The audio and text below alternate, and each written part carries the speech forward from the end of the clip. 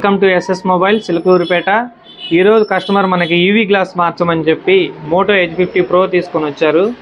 Glass open చేద్దాం అనుకుంటే చాలా హార్డ్గా ఉంది. కస్టమర్ గ్లాస్ మార్చి చాలా డేస్ అయింది అనుకుంటాను.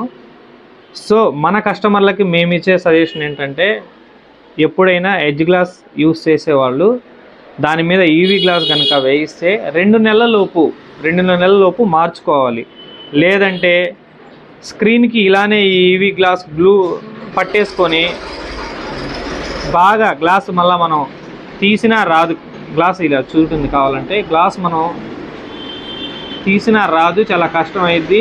డిస్ప్లే కూడా డ్యామేజ్ అవుతుంది. కాబట్టి వేయించిన 2 నెలల లోపు గ్లాస్ మార్చుకుంటే డిస్ప్లేకి ఎలాంటి డ్యామేజ్ ఉండదు, మనం తీయడానికి కూడా చాలా ఈజీగా